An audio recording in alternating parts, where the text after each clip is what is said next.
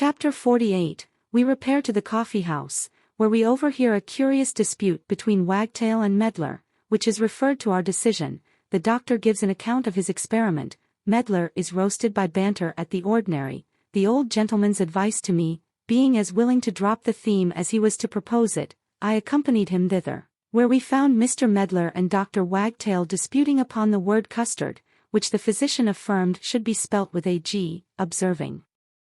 that it was derived from the Latin verb gustar, to taste, but Medlar pleaded custom in behalf of C, observing that, by the doctor's rule, we ought to change pudding into budding, because it is derived from the French word boudin, and in that case why not retain the original orthography and pronunciation of all the foreign words we have adopted, by which means our language would become a dissonant jargon without standard or propriety.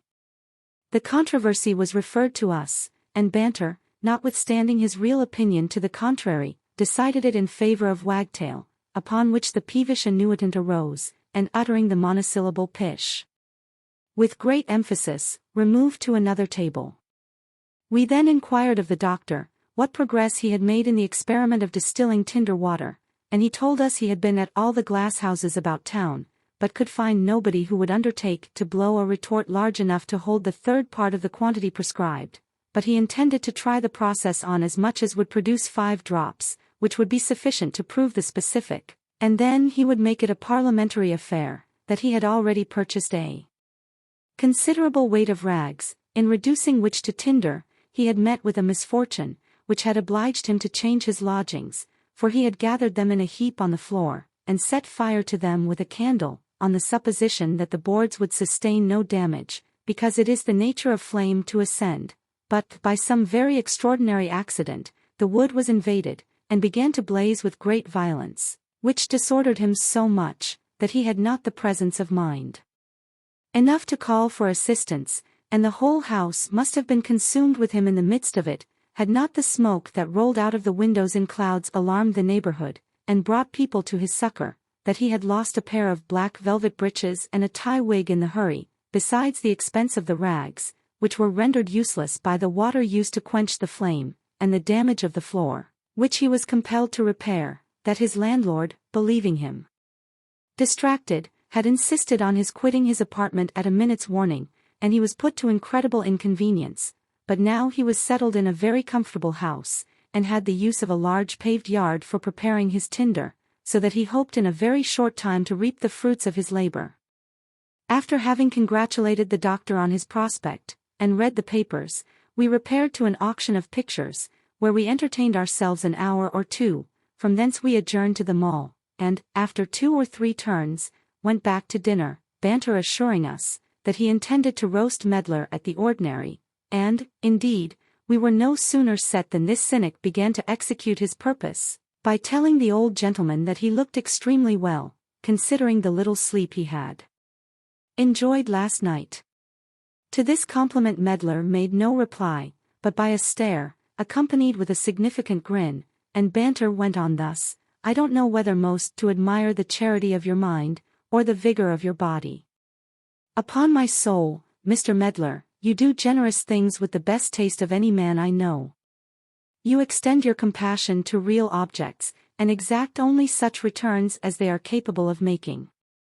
You must know, gentlemen, said he, turning to the company, I had been up most part of the night with a friend who is ill of a fever, and, on my return home this morning, chanced to pass by a gin shop still open, whence issued a confused sound of mirth and jollity, upon which, I popped in my head, and perceived Mr. Medlar dancing bareheaded in the midst of 10 or 20 ragged bunters, who rejoiced at his expense. But indeed, Mr. Medlar, you should not sacrifice your constitution to your benevolence. Consider, you grow old apace, and, therefore, have a reverent care of your health, which must certainly be very much impaired by these nocturnal expeditions. The testy senior could no longer contain himself, but cried hastily, "'Tis well known that your tongue is no slanderer." "I think," said the other, "you might spare that observation, as you are very sensible, that my tongue has done you signal service on many occasions. You may remember, that, when you made your addresses to the fat widow who kept a public house at Islington, there was a report spread very much to the prejudice of your manhood, which coming to the ears of your mistress, you were discarded immediately, and I brought matters to a reconciliation, by assuring her you had 3 bastards at nurse in the country. How you ruined your own affair afterwards, it is neither my business nor inclination to relate. This anecdote, which had no other foundation than in Banter's own invention, afforded a good deal of mirth to everybody present, and provoked Mr. Medlar beyond all sufferance, so that he started up in a mighty passion, and, forgetting that his mouth was full, bespattered those who sat next to him, while he discharged his indignation in a volley of oaths, and called Banter insignificant puppy, impertinent jackanapes, and 100 such appellations, telling the company he had invented these false and malicious aspersions, because he would not lend him money to squander away upon rooks and whores. A very likely story, said Banter, that I should attempt to borrow money of a man who is obliged to practice 1,000 shifts to make his weekly allowance hold out till Saturday night. Sometimes he sleeps 24 hours at a stretch, by which means he saves 3 meals, besides coffee-house expense. Sometimes he is fain to put up with bread and cheese and small beer for dinner, and sometimes he regales on 2 of ox cheek in a cellar.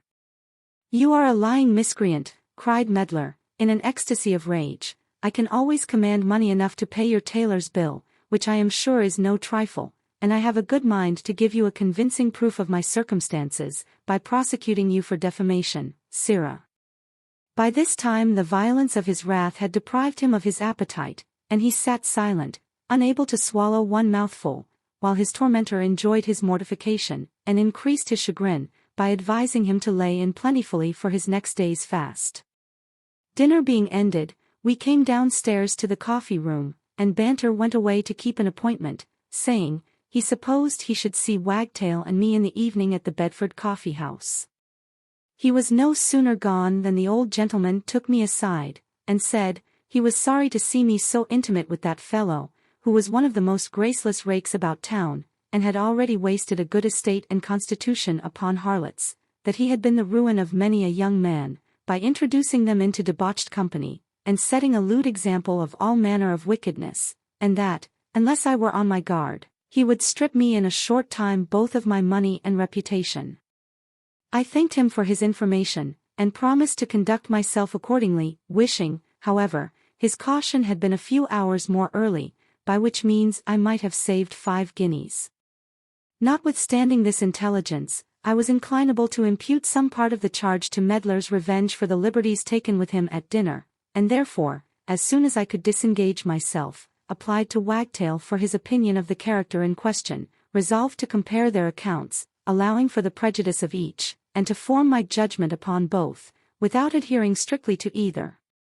The doctor assured me that he was a very pretty gentleman of family and fortune, a scholar, a wit, a critic, and perfectly well acquainted with the town, that his honor and courage were unquestionable, though some extravagances he had been guilty of, and his talents for satire had procured him enemies, and made some people shy of his acquaintance. From these different sketches, I concluded that Banter was a young fellow of some parts, who had spent his fortune, but retained his appetites, and fallen out with the world, because he could not enjoy it to his wish. I went to the Bedford coffee-house in the evening, where I met my friends, from thence proceeded to the play, and afterwards carried them home to my lodgings, where we supped in great good humour. Chapter 49. I receive a challenge, the consequence of it, the quarrel being made up, am put in arrest by the care and affection of Strap, but immediately released upon explaining my affair, the behaviour of Mr. O'Regan and his 2 friends. I visit Melinda, whom I divert with an account of the duel, propose marriage, she refers the matter to her mother, of whom I make a solemn demand of her daughter. The old lady's behaviour, I am discarded, resent their disdain, when I was ready to go abroad next day. Strap brought me a letter, to Mr. Random, Esq., these, which, upon opening, I found contained a challenge conceived in these very extraordinary terms. Sir, whereas I am informed that you make love to Miss Melinda Goosetrap, this is to let you know that she is under promise of marriage to me, and that I am at this present waiting at the back of Montague House, with a pair of good pistols in my hand, and if you will keep your appointment, I will make your tongue confess, after the breath is out of your body, that you do not deserve her so well as, yours, etc. Rourke O'Regan.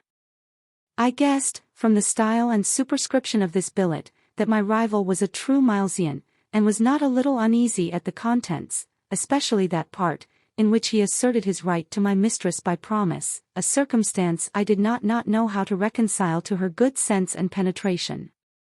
However, this was no time for me to decline the defiance, because the success of my addresses in a great measure depended upon my behavior in that affair.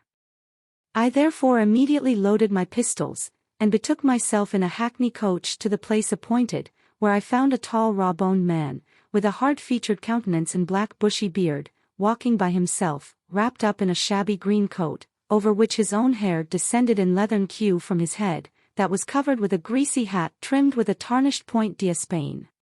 He had no sooner perceived me advancing than he pulled a pistol from his bosom, and, presenting it at me, snapped it without the least preamble.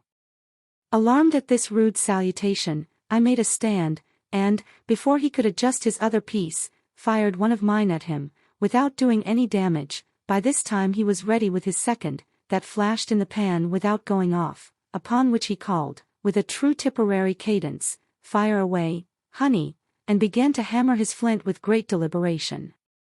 But I was resolved to make use of the advantage fortune had given me, and therefore stepped up without throwing away my fire, desiring him to ask his life, or prepare for another world. But this stout Hibernian refused to condescend, and complained bitterly of my having quitted my ground before he could return my shot, saying I ought to go back to my station, and let him have an equal chance with me.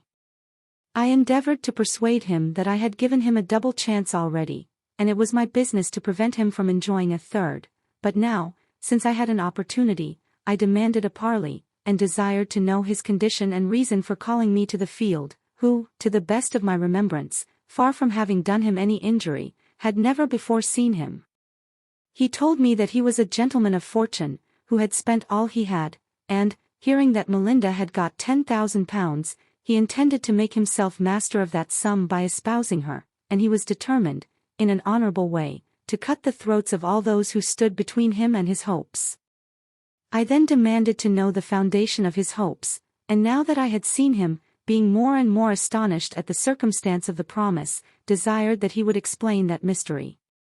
He gave me to understand, that he trusted entirely to his birth and personal merit, that he had frequently written to Melinda, setting forth his claim and pretensions, but she was never kind enough to send an answer, or even to admit him into her presence, and that the promise he mentioned in his letter was made by his friend Mr. Gahagan, who assured him that no woman could resist a man of his appearance.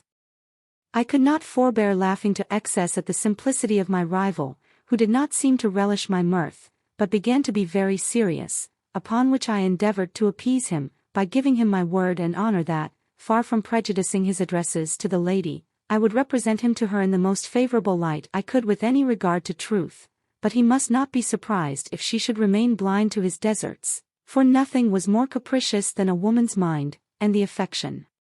of that sex was seldom purchased with virtue alone. That my declaration might have the better effect, I took notice of his deshabille, and, professing sorrow at seeing a gentleman reduced, slipped 2 guineas into his hand, at sight of which he threw away his pistols, and hugging me in his arms, cried, "Ara, by Jesus, now, you are the best friend I have met with these 7 long years." When I had suffered some minutes in his embrace, he quitted me, and picking up his rusty arms, wished the devil might burn him if ever he should give me any further trouble about womankind.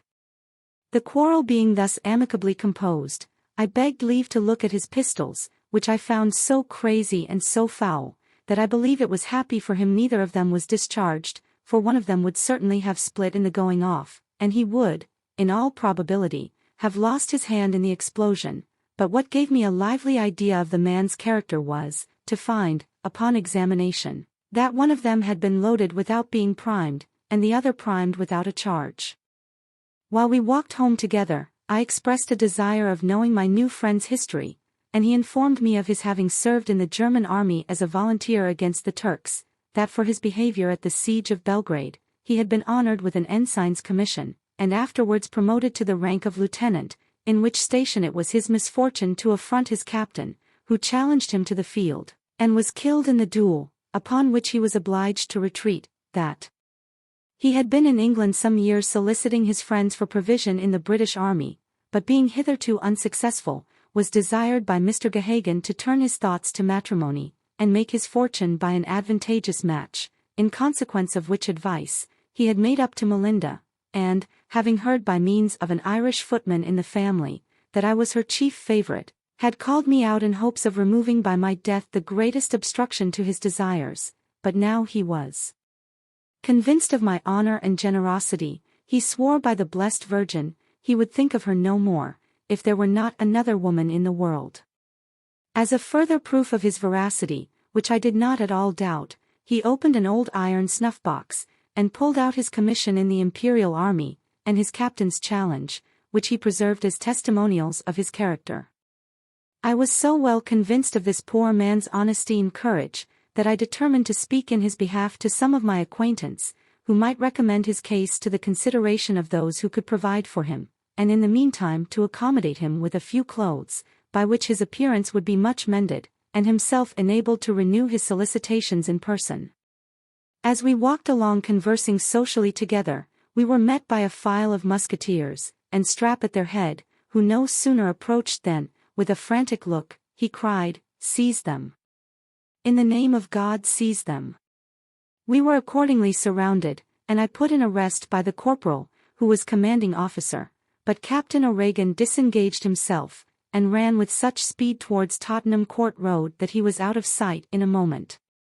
When my arms were delivered up, and myself secured, Strap became a little more composed, and asked pardon for the liberty he had taken, which he hoped I would excuse, as it proceeded from his affection. He then told me that, suspecting the letter, which by the by was brought by the author himself, contained something extraordinary, he had peeped through the keyhole, and seen me load my pistols, upon which he ran down to Whitehall, and applied to the officer on guard for a party to put me in arrest, but before he returned, I was gone in a coach, that he had inquired which way I went, and, having heard that duels were commonly fought at the back of Montague House, he conducted the guard to this place, where he thanked God for having found me safe and sound.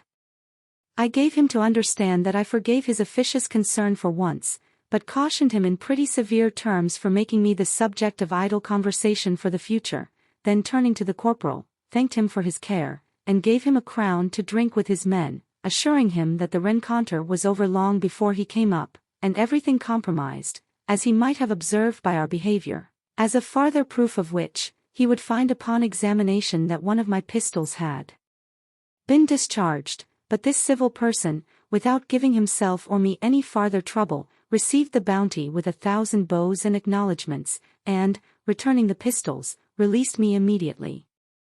He was not gone 100 yards, when my friend O'Regan came up in order to rescue me, with 2 tattered Amalians, whom he had engaged for that purpose about the purlieus of St. Giles's. One of them was armed with a musket that wanted a lock, and another with a rusty broadsword, but their dress surpassed all description.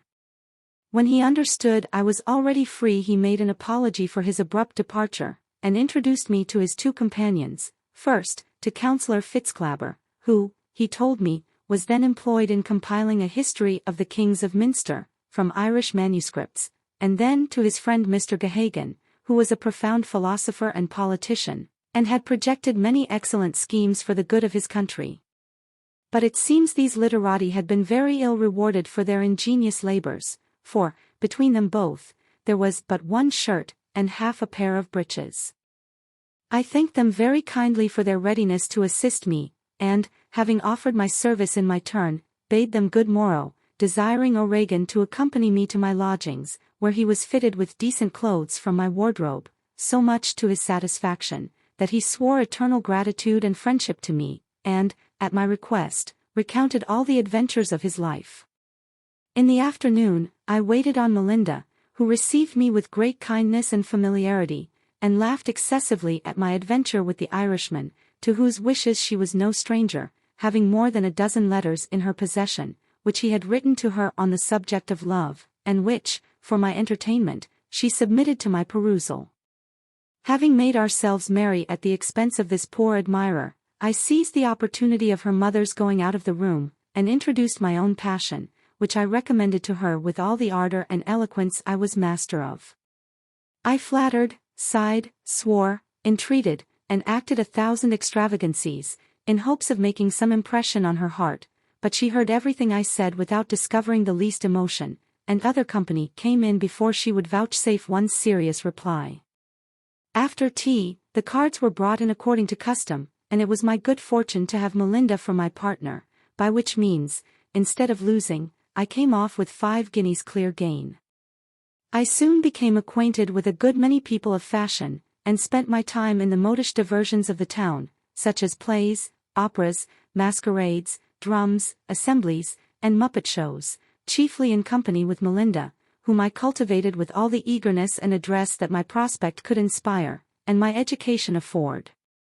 I spared neither my person nor my purse to gratify her vanity and pride. My rivals were intimidated, and indeed outshone, and, after all, I began to fear that the dear creature had not a heart to lose. At last, finding myself unable to support the expense of this amour much longer, I was determined to bring the matter to a crisis, and one evening, while we were together by ourselves, complained of her indifference, described the tortures of suspense to a love-sick mind, and pressed her to disclose her sentiments of matrimony in me with such earnestness, that she could not, with all her art, shift the subject, but was obliged to come to an éclaircissement. She told me, with a careless air, that she had no objection to my person, and if I could satisfy her mother in other particulars, I should not find her averse to the match, but she was resolved to do nothing in such a momentous concern without the advice and consent of her parent. This was no very agreeable declaration to me, whose aim had been to win her inclination first, and then secure my conquest by a private marriage, to which I flattered myself she would express no reluctance. That I might not, however, desert my cause before it was desperate, I waited on her mother, and, with great formality, demanded the daughter in marriage. The good lady, who was a very notable woman, behaved with great state and civility, thanked me for the honor I intended her family, and said, she did not doubt that I was in all respects qualified to make a woman happy, but it concerned her as a parent anxious about the welfare of her child, to inquire into the particulars of my fortune, and know what settlement I proposed to make. To this intimation, which would have utterly disconcerted me if I had not expected it, I replied, without hesitation that, though my fortune was very small, I was a gentleman by birth and education, would maintain her daughter in the sphere of a gentlewoman, and settle her own dowry on her and her heirs forever. This careful matron did not seem to relish my proposal, but observed, with a demure countenance, that there was no necessity for settling that upon her child which was her own already. However, if I pleased, her lawyer should confer with mine upon the matter, and, in the meantime, she desired I would favor her with a perusal of my rent-roll. Notwithstanding the vexation I was under, I could scarce forbear laughing in her face at the mention of my rent-roll, which was indeed a severe piece of satire upon my pretensions. I frankly owned I had no landed estate, and told her that I could not exactly specify the sum I was master of, until I had regulated my affairs, which were at present in some disorder, but that I would take an opportunity of satisfying her on that head very soon. It was not long before I took my leave, and returned to my lodgings in a very melancholy mood, persuaded that I had nothing more to expect from that quarter. I was confirmed in this opinion next day, when I went back with a view of explaining myself more fully to the old gentlewoman, and was told by the footman that his ladies were not at home, although I had seen Melinda through the blinds at a parlor window, as I went up to the door. Incensed at this affront, I quitted the door without saying one word, and as I repassed the parlor, bowed to Miss, who still remained in the same situation, securely screened, as she thought, from my view. This disappointment gave me more uneasiness on Strap's account than my own, for I was in no danger of dying for love of Melinda. On the contrary, the remembrance of my charming Narcissa was a continual check upon my conscience during the whole course of my addresses, and perhaps contributed to the bad success of my scheme, by controlling my raptures and condemning my design. There was a necessity for informing my companion of everything that happened to me, and I performed this piece of duty in an affected passion, swearing I would be his pack-horse no longer, and desiring him to take the management of his affairs into his own hands. This finesse had the desired effect, for, instead of grumbling over my miscarriage, Strap was frightened at the passion I feigned, and begged me, for the love of God, to be appeased, observing that, although we had suffered a great loss, it was not irreparable, and if fortune frowned today, she might perhaps smile tomorrow. I pretended to acquiesce in his remarks, praise his equanimity, and promise to improve my misfortune.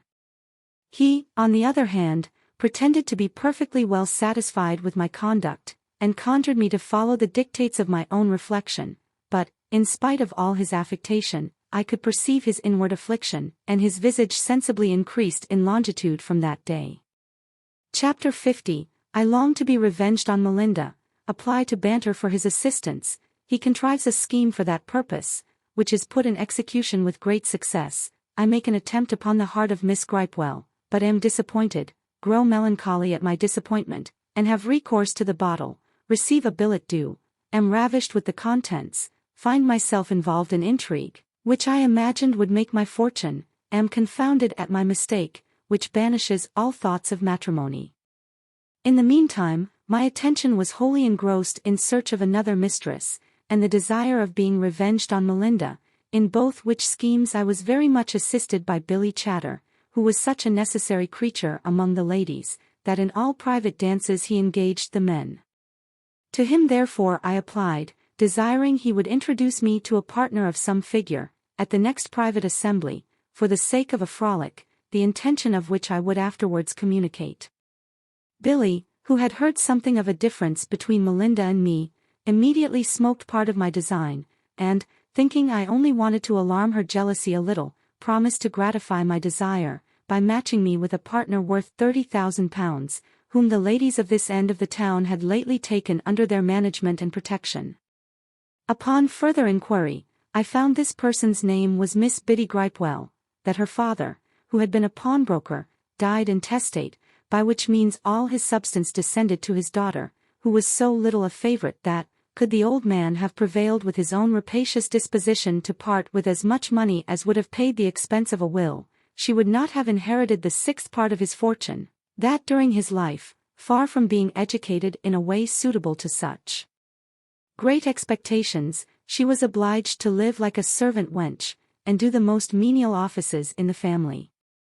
But his funeral was no sooner performed, than she assumed the fine lady, and found so many people of both sexes to flatter, caress, and instruct her, that, for want of discretion and experience, she was grown insufferably vain and arrogant, and pretended to no less than a duke or earl at least for her husband, that she had the misfortune to be neglected by the English quality, but a certain poor Scottish lord was then making interest to be introduced to her acquaintance.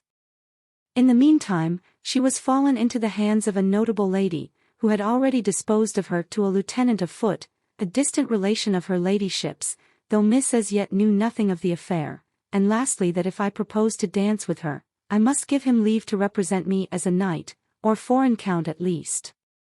I was ravished at this piece of information, and consented for one night, to personate a French marquis, that I might the easier fulfill my revenge. Having made the appointment with Chatter, I went to Banter's lodgings, as I had by this time conceived a great opinion of his penetration and knowledge, and, after I had enjoined secrecy, told him every circumstance of my disgrace with Melinda, and imparted the plan I had projected to mortify that proud coquette, desiring his advice in proving, and assistance in executing the scheme. Nothing could be more agreeable to his misanthropical temper than an account of her behavior and my resentment. He applauded my resolution, and proposed that I should not only provide myself with a proper partner, but also procure such a one for Miss Goosetrap, as should infallibly entail upon her the ridicule of all her acquaintance. For this purpose he mentioned his barber, who, he said, was an exceeding coxcomb lately come from Paris, whose absurd affectation and grimace would easily pass upon her for the sprightly politesse of a gentleman improved by travel. I hugged him for this hint, and he assured me it would be no difficult matter to make him believe that Melinda, having seen him by accident, was captivated by his appearance, and begged for his acquaintance.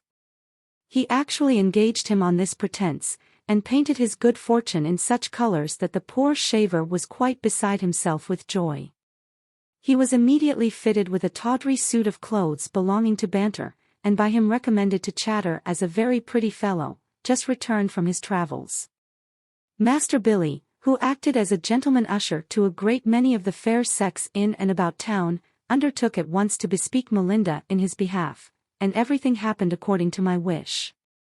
At the time appointed I appeared dressed to the best advantage, and, in the character of a marquis, had the honor of opening the ball with the rich heiress, who attracted the eyes of the whole company by the prodigious number of jewels with which she was adorned. Among others I perceived Melinda, who could not more conceal her envy than astonishment at my success. Her curiosity was still more flagrant and tormenting, for she had never seen Miss Gripewell before, and Chatter, who alone could give her any satisfaction on that head, was engaged in conversation at the other end of the room. I observed her impatience, and exulted in her chagrin, and after my partner was set, took the opportunity of passing by her to make a slight bow without stopping, which completed my triumph and her indignation. She changed color, bridled up, assumed an air of disdain, and flirted her fan with such a fury, that it went to pieces in a moment, to the no small entertainment of those who sat near and observed her. At length the metamorphosed barber took her out, and acted his part with such ridiculous extravagance that the mirth of the whole company was excited at his expense, and his partner was so much ashamed that, before the country dances began, she retired in great confusion, under pretence of being taken suddenly ill, and was followed by her gallant, who no doubt imagined her indisposition was nothing but love, and laid hold of the occasion of conducting her home, to comfort her, with an assurance of his entertaining a reciprocal passion. They were no sooner gone than an inquisitive whisper of, "Who is he?" ran round the room, and Chatter could give them no other intelligence about him than that he was a man of fortune just returned from his travels. I, who alone was acquainted with his real quality, affected ignorance, well knowing that female curiosity would not rest satisfied with such a general account, and that the discovery would proceed with a better grace from anybody than me. Meanwhile, I was tempted by the richness of the prize to practice upon Miss Gripewell's heart, but soon found it too well fortified with pride and indifference to yield to any efforts in my own character, and I neither would nor could preserve the title I had borrowed longer than that night. As I expected, everything came to light next day. The barber, in pure simplicity of heart, detected himself to Melinda, and discovered the foundation of his hopes. She sickened at the affront, and was ashamed to show her face in public for many weeks after this accident. Poor Chatter found it impossible to justify himself to her satisfaction, was in utter disgrace with Miss Gripewell, for having imposed me upon her as a nobleman, and suffered very much in his character and influence among the ladies in general. Finding my finances diminished more than one half, and my project as little advanced as on the first day of my arrival in town, I began to despair of my success, and grew melancholy at the prospect of approaching want. To dispel the horrors of this fiend I had recourse to the bottle, and kept more company than ever. I became particularly attached to the playhouse, conversed with the actors behind the scenes, grew acquainted with a body of Templars, and in a short time commenced a professed wit and critic. Indeed, I may say, without vanity, that I was much better qualified than any one of my companions, who were, generally speaking, of all the creatures I ever conversed with, the most ignorant and assuming. By means of these avocations I got the better of care, and learned to separate my ideas in such a manner that, whenever I was attacked by a gloomy reflection, I could shove it aside, and call in some agreeable reverie to my assistance. This was not the case with Strap, who practiced 1,000 shifts to conceal the sorrow that preyed upon his carcass, and reduced him to the resemblance of a mere skeleton. While I thus posted, in a thoughtless manner, towards poverty, I one day received, by the penny post, a letter written in a woman's hand, containing a great many high-flown compliments, warm protestations of love, couched in a very poetical style, an earnest desire of knowing whether or not my heart was engaged, by leaving an answer at a certain place, directed to R. B., and the whole subscribed, Your Incognita. I was transported with joy on reading the contents of this billet doux, which I admired as a masterpiece of tenderness and elegance, and was already up to my ears in love with the author, whom my imagination represented as a lady of fortune, in the bloom of youth and beauty. Elevated with this conjecture, I went to work, and exhausted my invention in composing an answer suitable to the sublimity of her style and the ardor of her sentiments. I expressed my admiration of her wit in terms the most hyperbolical, and while I acknowledged myself unworthy of her regard, declared myself enamored of her understanding, and in the most pathetic manner implored the honor of an interview. Having finished this performance, and communicated it to Strap, who skipped about for joy, I dispatched him with it to the place appointed, which was the house of a milliner not far from Bond Street, and desired him to keep watch near the door for some time, that he might discover the person who should call for it. In less than an hour he returned with a joyful countenance, and told me that, soon after he had delivered the letter, a chairman was called, to whom it was given, with directions to carry it to the house of a rich gentleman in the neighborhood, whither he, Strap, followed him, and saw him put it into the hands of a waiting woman, who paid the messenger, and shut the door, that, upon inquiry at an alehouse hard by, where he called for a pint of beer, he understood the gentleman to whom the house belonged had an only daughter, very handsome, who would inherit his whole estate, and who certainly was the author of the billet I had received. I was of the same opinion, and, hugging myself in the happy prospect, dressed immediately, and passed in great state the house that contained my unknown admirer. Nor was my vanity disappointed, for I perceived a beautiful young creature standing at one of the windows of the dining room, who, I imagined, observed me with more than common curiosity. That I might indulge her view, and at the same time feast my own, I affected to stop, and gave orders to Strap, in the street, just opposite to her station, by which means I had an opportunity of seeing her more distinctly, and of congratulating myself on having made a conquest of so much perfection. In a few moments she retired, and I betook myself to the ordinary in a rapture of hope, which deprived me of my appetite for that meal, and sent me home in the evening to indulge my contemplation. Early next day, I was favored with another epistle from my unknown admirer, signifying her unutterable joy at the receipt of mine, which, while it made a tender of my heart, convinced her of the value of it. Above all things, she professed her extreme pleasure in finding me so much attached to her understanding, a circumstance that not only flattered her in the most sensible part, but at the same time argued my own sagacity.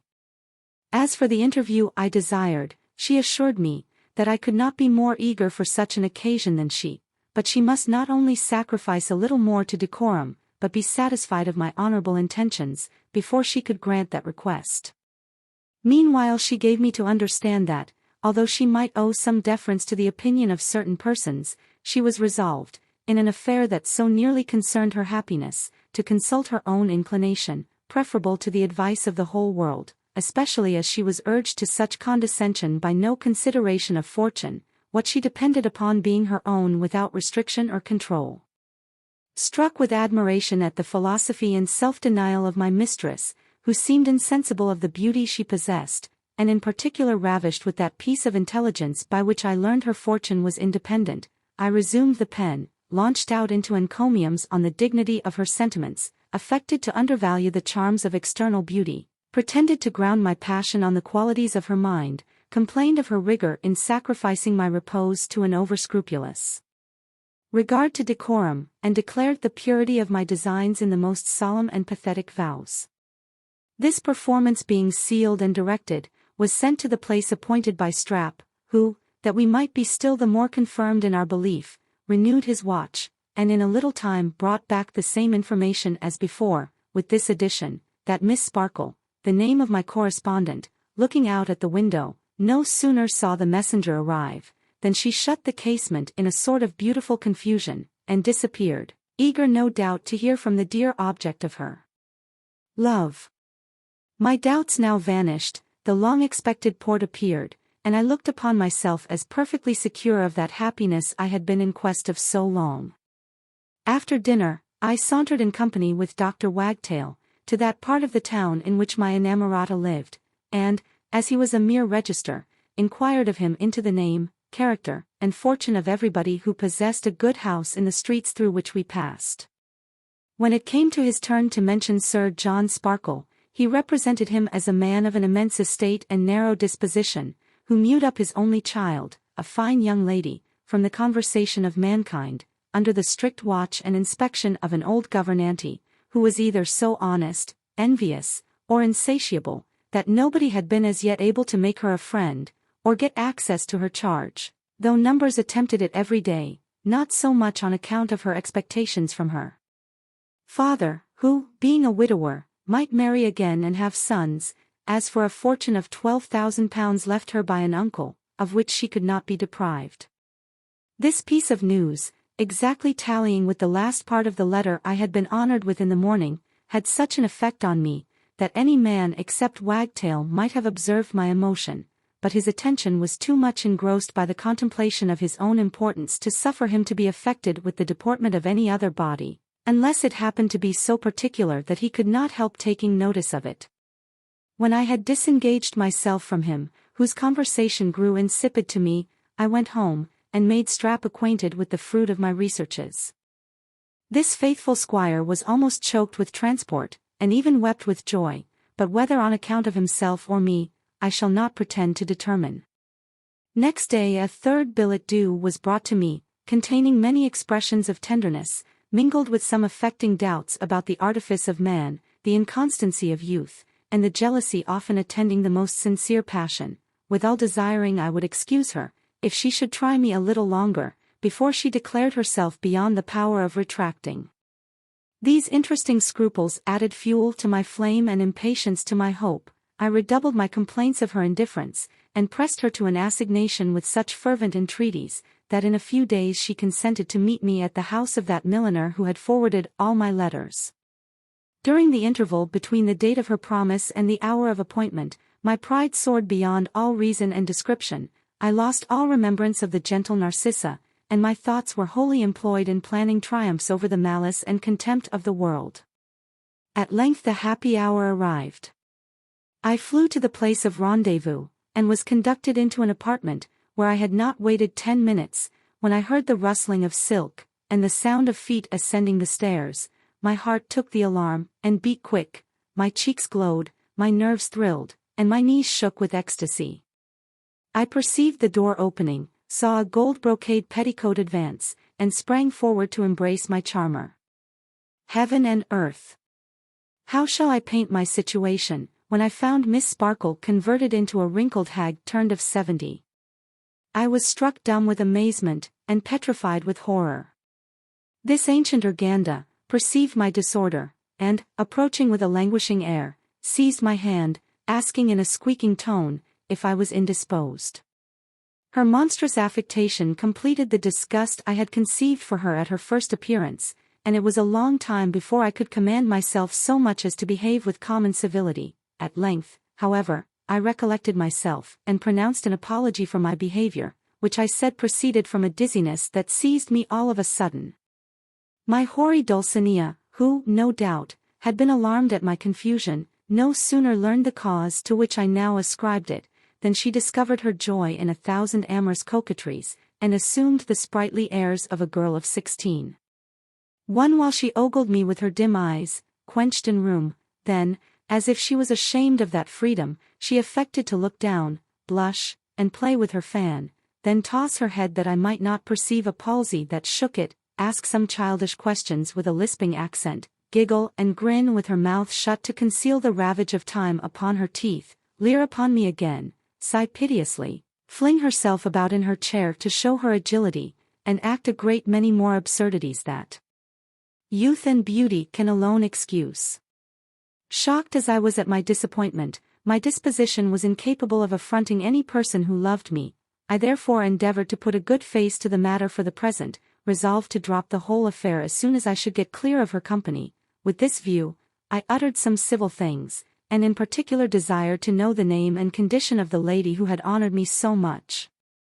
She told me her name was Withers, that she lived with Sir John Sparkle in quality of governess to his only daughter, in which situation she had picked up a comfortable sufficiency to make her easy for life, that she had the pleasure of seeing me at church, where my appearance and deportment made such an impression upon her heart, that she could enjoy no ease until she had inquired into my character, which she found so amiable in all respects, that she yielded to the violence of her inclination, and ventured to declare her passion with too little regard perhaps to the decorum of her sex, but she hoped I would forgive a trespass of which I myself was in some measure the cause, and impute her intrusion to the irresistible dictates of love. No decayed rake ever swallowed a bolus with more reluctance than I felt in making a reply suitable to this compliment, when, instead of the jewel, I found the crazy casket only in my power, and yet my hopes began to revive a little, when I considered that, by carrying on the appearance of an intrigue with the duenna, I might possibly obtain access to her charge. Encouraged by this suggestion, my temper grew more serene, my reserve wore off, I talked en cavalier, and even made love to this antiquated coquette, who seemed extremely happy in her adorer, and spread all her allurements to make her imagined conquest more secure. The good woman of the house treated us with tea and sweetmeats, and afterwards withdrew, like a civil experienced matron as she was. Left thus to our mutual endearments, Miss Withers, for she was still a maiden, began to talk of matrimony, and expressed so much impatience in all her behavior that, had she been 50 years younger, I might possibly have gratified her longing without having recourse to the church, but this step my virtue as well as interest forbade. When the inclinations of an old maid settle upon a young fellow, he is persecuted with her addresses, but, should he once grant her the favor, he will never be able to disentangle himself from her importunities and reproaches. It was my business to defer the ceremony as long as possible, under the most specious pretenses, with a view of becoming acquainted with Miss Sparkle in the meantime, and I did not despair of success, when I considered, that in the course of our correspondence, I should, in all probability, be invited to visit my mistress in her own apartment, and by these means have an opportunity of conversing with her charming ward. Pleased with this prospect, my heart dilated with joy, I talked in raptures to the state governante, and kissed her shriveled hand with great devotion. She was so much transported with her good fortune, that she could not contain her ecstasy, but flew upon me like a tigress, and pressed her skinny lips to mine, when, as it was no doubt concerted by her evil genius, a dose of garlic she had swallowed that morning, to dispel wind, I suppose, began to operate with such a sudden explosion, that human nature, circumstanced as I was, could not endure the shock with any degree of temper. I lost all patience and reflection, flung away from her in an instant, snatched my hat and cane, and ran downstairs as if the devil had me in pursuit, and could scarcely retain the convulsion of my bowels, which were grievously offended by the perfume that assaulted me. Strap, who waited my return with impatience, seeing me arrive in the utmost disorder, stood motionless with apprehension, and durst not inquire into the cause. After I had washed my mouth, more than once, and recruited my spirits with a glass of wine, I recounted to him every particular of what had happened, to which he made no other reply for some time than lifting up his eyes, clasping his hands, and uttering a hollow groan.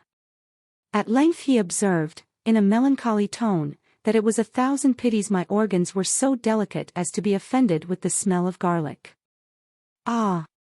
God help us, said he, 'tis not the steams of garlic, no, nor of something else, that would give me the least uneasiness. See what it is to be a cobbler's son.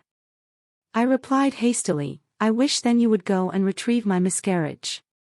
At this suggestion he started, forced a smile, and left the room, shaking his head. Whether the old gentlewoman resented my abrupt departure so much that her love changed into disdain, or was ashamed to see me on account of her infirmity, I know not, but I was never troubled again with her passion.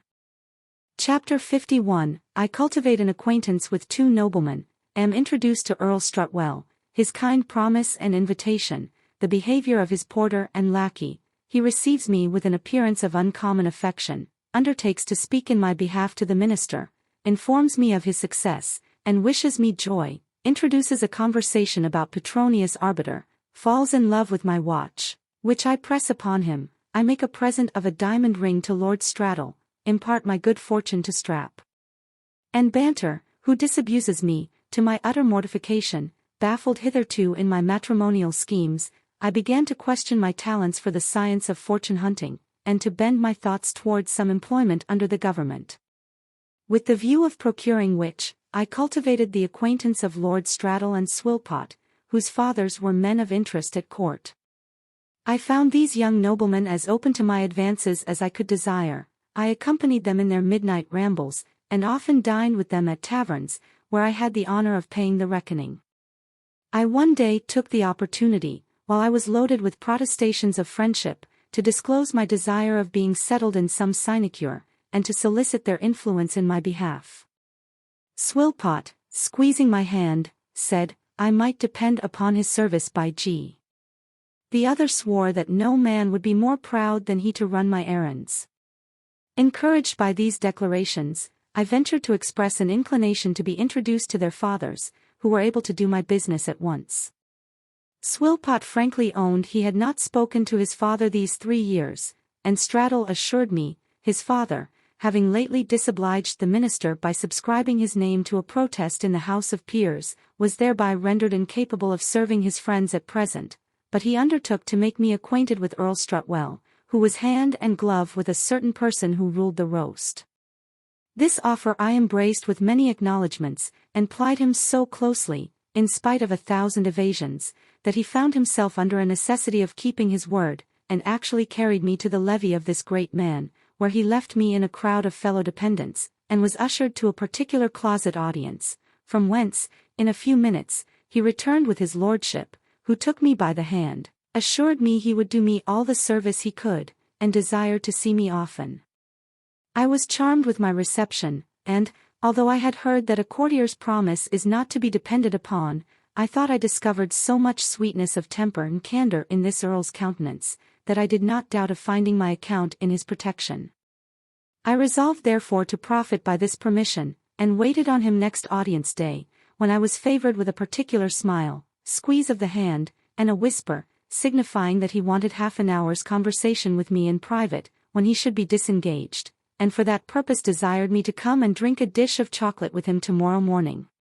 This invitation, which did not a little flatter my vanity and expectation, I took care to observe, and went to his lordship's house at the time appointed. Having rapped at the gate, the porter unbolted and kept it half open, placing himself in the gap, like soldiers in the broach, to dispute my passage. I asked if his lord was stirring. He answered with a surly aspect, No. At what hour does he commonly rise? Said I. Sometimes sooner, sometimes later, said he, closing the door upon me by degrees. I then told him I was come by his lordship's own appointment, to which intimation this Cerberus replied, I have received no orders about the matter, and was upon the point of shutting me out, when I recollected myself all of a sudden, and slipping a crown into his hand, begged as a favor that he would inquire, and let me know whether or not the earl was up. The grim janitor relented at the touch of my money, which he took with all the indifference of a tax-gatherer, and showed me into a parlor, where, he said, I might amuse myself till such time as his lord should be awake. I had not sat 10 minutes in this place, when a footman entered, and, without speaking, started at me. I interpreted this piece of his behavior into, Pray, sir, what is your business? And asked the same question I had put to the porter, when I accosted him first. The lackey made the same reply, and disappeared before I could get any further intelligence. In a little time he returned, on pretence of poking the fire, and looked at me again with great earnestness, upon which I began to perceive his meaning, and, tipping him with half a crown, desired he would be so good as to fall upon some method of letting the earl know that I was in the house. He made a low bow, said, Yes, sir, and vanished. This bounty was not thrown away, for in an instant he came back, and conducted me to a chamber, where I was received with great kindness and familiarity by his lordship, whom I found just risen, in his morning gown, and slippers. After breakfast, he entered into a particular conversation with me about my travels, the remarks I had made abroad, and examined me to the full extent of my understanding. My answers seemed to please him very much. He frequently squeezed my hand, and, looking at me with a singular complacency in his countenance, bade me depend upon his good offices with the ministry in my behalf. Young men of your qualifications, said he, ought to be cherished by every administration. For my own part, I see so little merit in the world, that I have laid it down as a maxim, to encourage the least appearance of genius and virtue to the utmost of my power. You have a great deal of both, and will not fail of making a figure one day, if I am not mistaken, but you must lay your account with mounting by gradual steps to the summit of your fortune. Rome was not built in a day. As you understand the languages perfectly well, how would you like to cross the sea as secretary to an embassy? I assured his lordship, with great eagerness, that nothing could be more agreeable to my inclination, upon which he bade me make myself easy. My business was done, for he had a place of that kind in his view. This piece of generosity affected me so much, that I was unable for some time to express my gratitude, which at length broke out in acknowledgments of my own unworthiness, and encomiums on his benevolence. I could not even help shedding tears at the goodness of this noble lord, who no sooner perceived them than he caught me in his arms, and hugged and kissed me with a seemingly paternal affection. Confounded at this uncommon instance of fondness for a stranger, I remained a few moments silent and ashamed, then rose and took my leave, after he had assured me that he would speak to the minister in my favor that very day, and desired that I would not for the future give myself the trouble of attending at his levee, but come at the same hour every day, when he should be at leisure, that is, 3 times a week. Though my hopes were now very sanguine, I determined to conceal my prospect from everybody, even from Strap, until I should be more certain of success, and in the meantime give my patron no respite from my solicitations. When I renewed my visit, I found the street door open to me as if by enchantment, but in my passage towards the presence room, I was met by the valet de chambre, who cast some furious looks at me, the meaning of which I could not comprehend.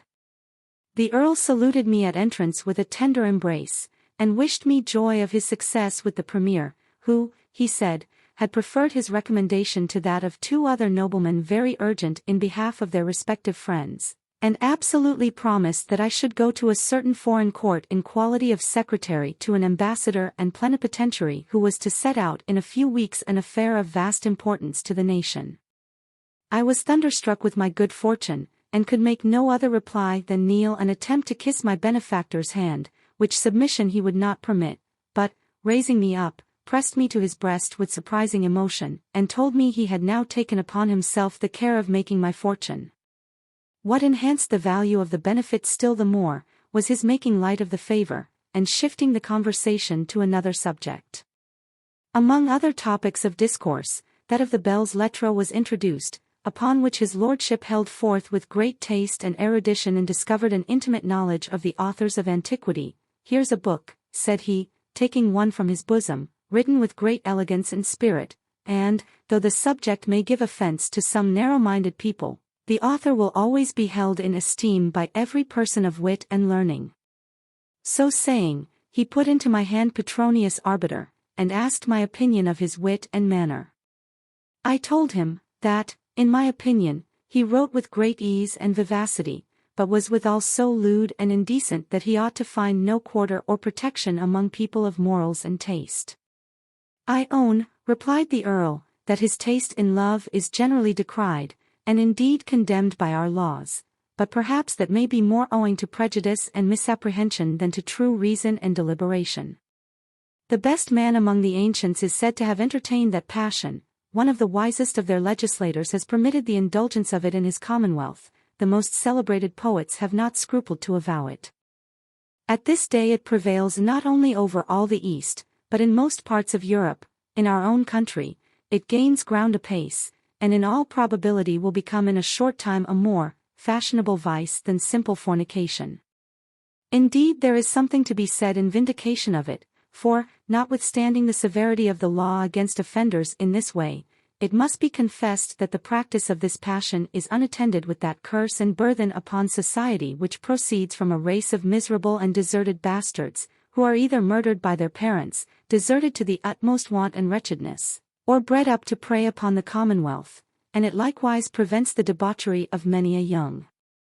maiden, and the prostitution of honest men's wives, not to mention the consideration of health, which is much less liable to be impaired in the gratification of this appetite, than in the exercise of common venery, which, by ruining the constitutions of our young men, has produced a puny progeny that degenerates from generation to generation. Nay, I have been told, that there is another motive perhaps more powerful than all these, that induces people to cultivate this inclination, namely, the exquisite pleasure attending its success. From this discourse I began to be apprehensive that his lordship, finding I had travelled, was afraid I might have been infected with this spurious and sordid desire abroad, and took this method of sounding my sentiments on the subject. Fired at this supposed suspicion, I argued against it with great warmth, as an appetite unnatural, absurd, and of pernicious consequence, and declared my utter detestation and abhorrence of it in these lines of the satirist: eternal infamy the wretch confound, who planted first that vice on British ground. A vice that spite of nature and sense reigns, and poisons genial love, and manhood stains. The Earl smiled at my indignation, and told me he was glad to find my opinion of the matter so conformable to his own, and that what he had advanced was only to provoke me to an answer, with which he professed himself perfectly well pleased. After I had enjoyed a long audience, I happened to look at my watch, in order to regulate my motions by it, and his lordship, observing the chaste case, desired to see the device, and examine the exception, which he approved with some expressions of admiration. Considering the obligations I lay under to his lordship, I thought there could not be a fitter opportunity than the present to manifest, in some shape, my gratitude. I therefore begged he would do me the honor to accept of the watch as a small testimony of the sense I had of his lordship's generosity, but he refused it in a peremptory manner, and said he was sorry I should entertain such a mercenary opinion of him, observing at the same time that it was the most beautiful piece of workmanship he had ever seen, and desiring to know where he could have such another. I begged 1,000 pardons for the freedom I had taken, which I hoped he would impute to nothing else than the highest veneration for his person, told him that, as it came to my hand by accident in France, I could give him no information about the maker, for there was no name on the inside, and once more humbly entreated that he would indulge me so far as to use it for my sake.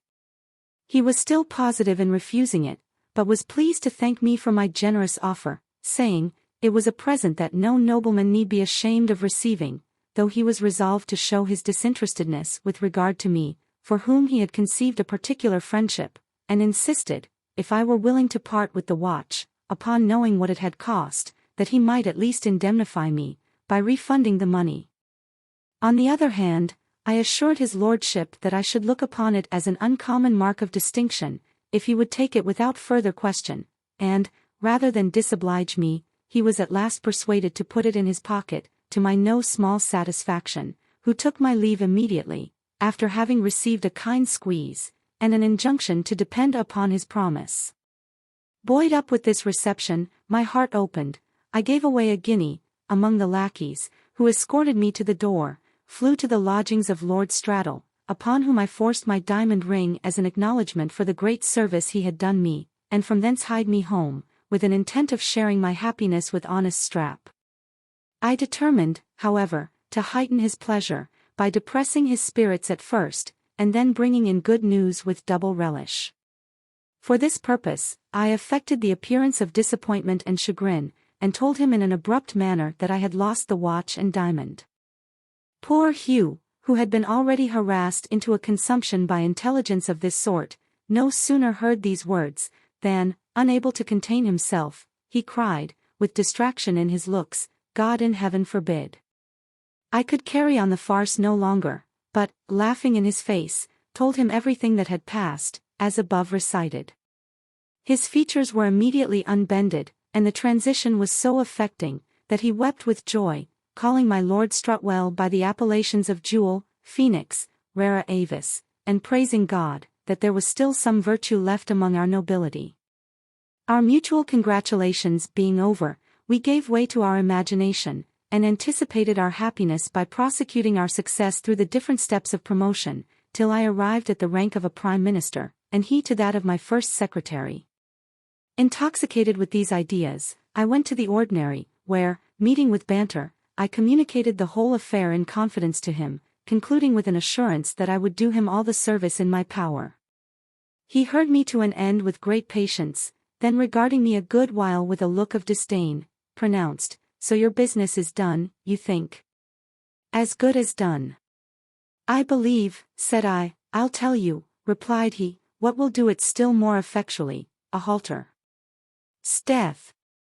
If I had been such a gull to two such scoundrels as Strutwell and Straddle, I would, without any more ado, tuck myself up.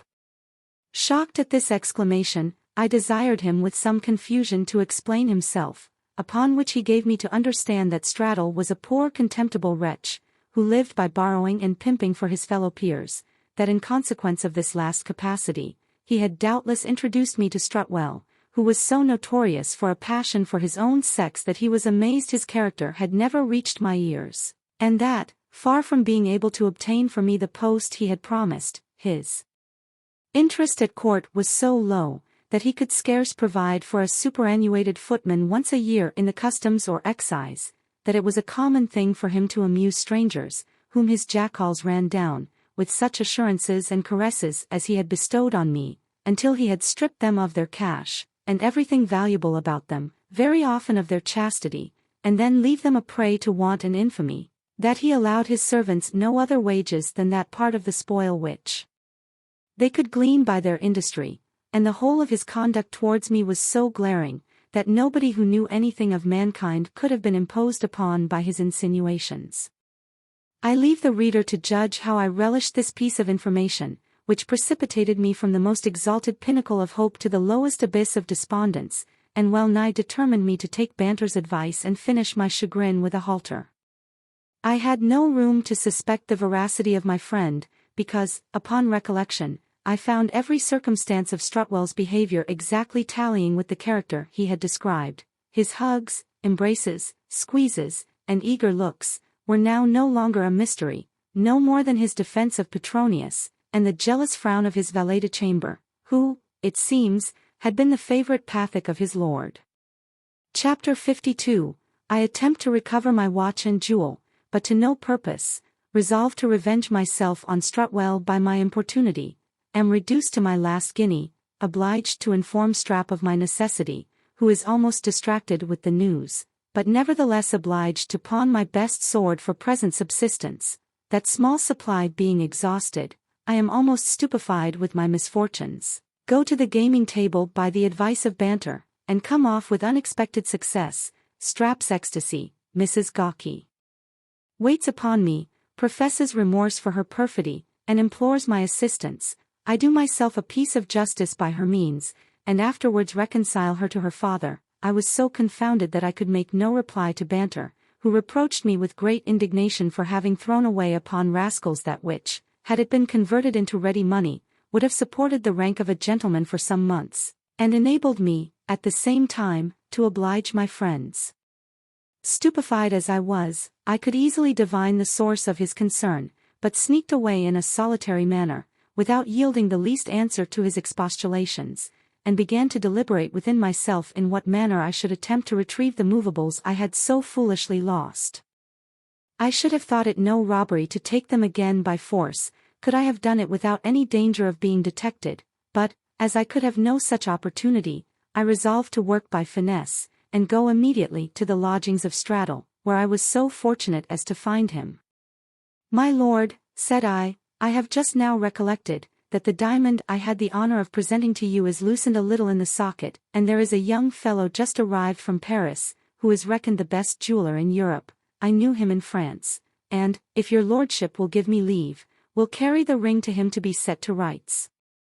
His lordship was not to be caught in this snare. He thanked me for my offer, and told me, that, having himself observed the defect, he had sent it to his own jeweler to be mended, and, indeed, by this time I believe it was in the jeweller's hands, though not in order to be mended, for it stood in need of no alteration. Balked in this piece of politics, I cursed my simplicity, but resolved to play a surer game with the Earl, which I thus devised. I did not doubt of being admitted into familiar conversation with him, as before, and hoped by some means to get the watch into my hand, then, on pretence of winding or playing with it, drop it on the floor, when, in all probability, the fall would disorder the work so as to stop its motion. This event would furnish me with an opportunity of insisting upon carrying it away in order to be repaired, and then I should be in no hurry to bring it back. What pity it was I could not find an occasion of putting this fine scheme in execution. When I went to renew my visit to his lordship, my access to the parlour was as free as ever, but after I had waited for some time, the valet de chamber came in with his lord's compliments, and a desire to see me tomorrow at his levee, he being at present so much indisposed that he could not see company. I interpreted this message into a bad omen, and came away muttering curses against his lordship's politeness, and ready to go to loggerheads with myself for being so egregiously duped. But, that I might have some satisfaction for the loss I had sustained, I besieged him so closely at his levee, and persecuted him with my solicitations, not without faint hopes, indeed, of reaping something more from my industry than the bare pleasure of making him uneasy, though I could never obtain another private hearing the whole course of my attendance, neither had I resolution enough to undeceive Strap, whose looks in a little time were so wetted with impatience, that whenever I came home, his eyes devoured me, as it were, with eagerness of attention. At length, however, finding myself reduced to my last guinea, I was compelled to disclose my necessity, though I endeavored to sweeten the discovery by rehearsing to him the daily assurances I received from my patron. But these promises were not of efficacy sufficient to support the spirits of my friend, who no sooner understood the lowness of my finances, than, uttering a dreadful groan, he exclaimed, "In the name of God, what shall we do?" In order to comfort him, I said, that many of my acquaintances, who were in a worse condition than we, supported, notwithstanding, the character of gentlemen, and advising him to thank God that as yet we had incurred no debt, proposed he should pawn my sword of steel, inlaid with gold, and trust to my discretion for the rest. This expedient was wormwood and gall to poor Strap, who, in spite of his invincible affection for me, still retained notions of economy and expense suitable to the narrowness of his education. Nevertheless he complied with my request, and raised 7 pieces on the sword in a twinkling. This supply, inconsiderable as it was, made me as happy for the present, as if I had kept £500 in bank, for by this time I was so well skilled in procrastinating every troublesome reflection, that the prospect of want seldom affected me very much, let it be ever so near. And now indeed it was nearer than I imagined.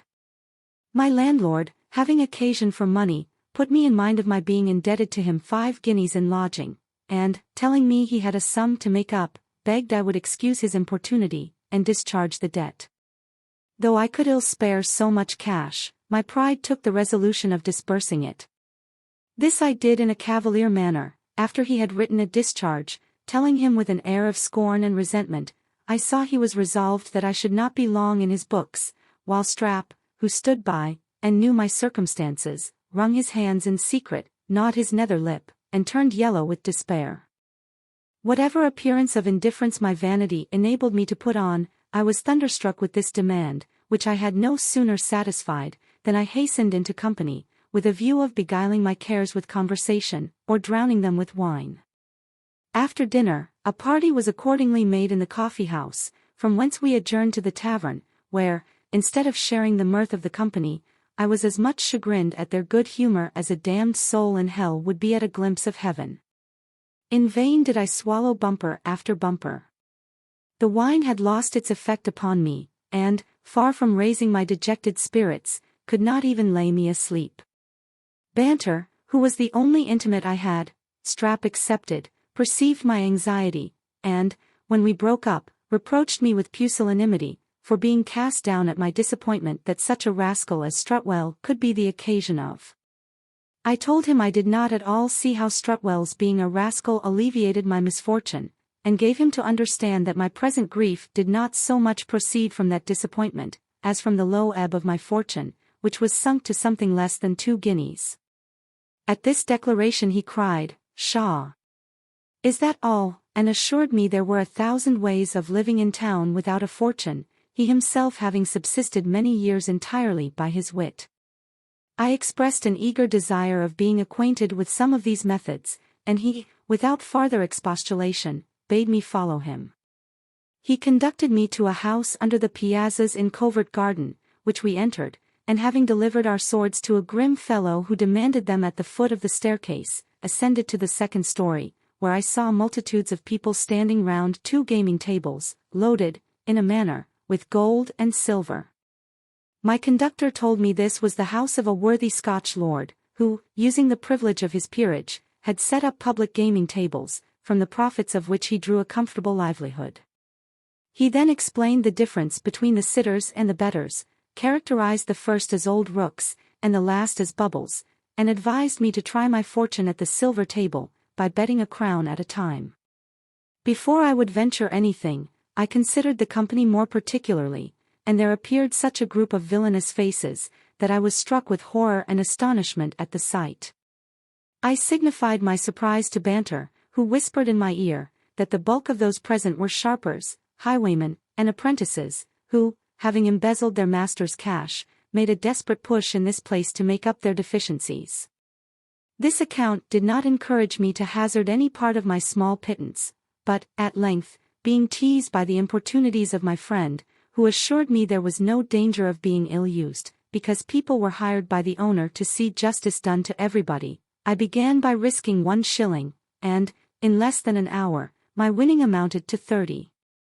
Convinced by this time of the fairness of the game, and animated with success, there was no need of further persuasion to continue the play. I lent Banter, who seldom had any money in his pocket, a guinea, which he carried to the gold table, and lost in a moment. He would have borrowed another, but finding me deaf to his arguments, went away in a pet. Meanwhile my gain advanced to 6 pieces, and my desire of more increased in proportion, so that I moved to the higher table, where I laid half a guinea on every throw, and fortune still favoring me, I became a sitter, in which capacity I remained until it was broad day, when I found myself, after many vicissitudes, 150 guineas in pocket. Thinking it now high time to retire with my booty, I asked if anybody would take my place, and made a notion to rise, upon which an old Gascon, who sat opposite to me, and of whom I had won a little money, started up with fury in his looks, crying, Restes, fautre, restes. Il faut donner moi mon revencio. At the same time, a Jew, who sat near the other, insinuated that I was more beholden to art than fortune for what I had got, that he had observed me wipe the table very often, and that some of the divisions appeared to be greasy.